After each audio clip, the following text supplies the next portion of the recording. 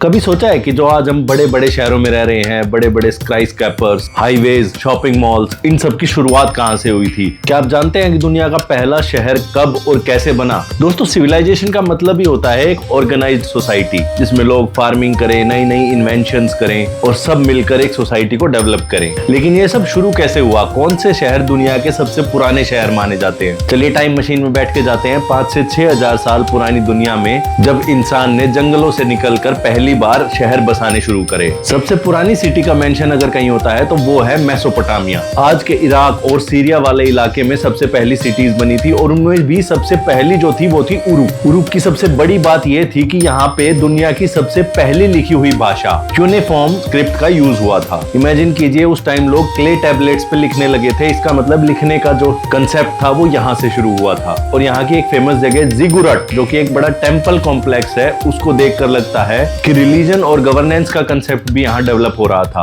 आपने कभी सुना है द एपिक ऑफ गिलगमेश के बारे में? ये दुनिया का सबसे पुराना एपिक है जो उरुक के एक शक्तिशाली राजा गिलगमेश के बारे में है। अब हम चलते हैं इंडिया और पाकिस्तान का जो अभी का बॉर्डर है उस एरिया में। पहले तो ये पूरा भारत ही होता था और इस एरिया में एक बहुत ही एडवांस्ड सिविलाइजेशन डेवलप हो चुकी थी जिसका नाम था इंडस वैली सिविलाइजेशन, जिसको फिलहाल में इंडस सरस्वती सिविलाइजेशन भी कहते हैं। आपको जान के हैरानी होगी कि इंडस वैली सिविलाइजेशन की मोहनजोदारो और हड़प्पा जो सिटीज हैं वो दुनिया के सबसे प्लान्ड सिटीज में आते हैं। यहाँ के घर मल्टी स्टोरी थे, रोड्स ग्रिड पैटर्न से बनी थी और सबसे बड़ी बात कि यहाँ पे ड्रेनेज सिस्टम भी था उस टाइम पे। आज भी कई बड़े मॉडर्न सिटीज का ड्रेनेज सिस्टम इतना इफेक्टिव नहीं है जितना 4 से 5 हजार साल पहले यहाँ पे होता था। और एक और अजीब बात, यहाँ पे अभी तक किसी राजा या सम्राट का प्रूफ नहीं मिला है। इसका मतलब हो सकता है कि यहाँ एक डेमोक्रेटिक सिस्टम या फिर सेल्फ गवर्निंग सिस्टम रहा होगा। अब हम चलते हैं इजिप्ट, जिसमें दुनिया के सबसे बड़े और मजबूत पिरामिड्स बने। यहाँ के सबसे मशहूर शहर थे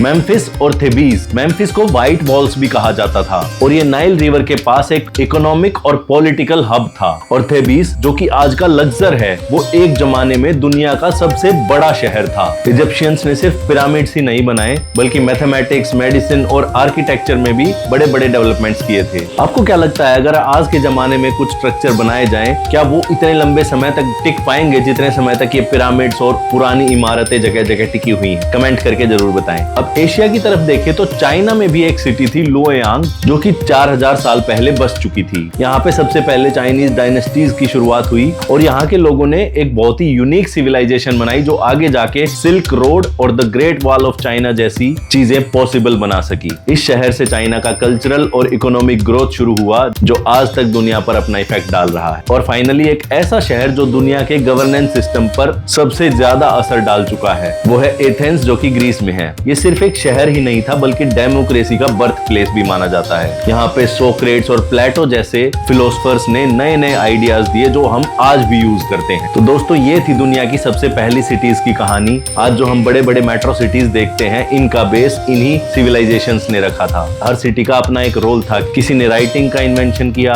किसी ने गवर्नेंस को डिफाइन किया और किसी ने टेक्नोलॉजी डेवलप करना शुरू किया। अगर आपको ये वीडियो इंटरेस्टिंग लगा तो लाइक, शेयर और सब्सक्राइब करना ना भूलें। और आपको इनमें से कौन सी एंशिएंट सिटी सबसे ज्यादा फैसिनेटिंग लगी, कमेंट करके जरूर बताएं। मिलते हैं एक नए इंटरेस्टिंग टॉपिक के साथ, तब तक के लिए स्टे क्यूरियस विद क्यूरियोटिव।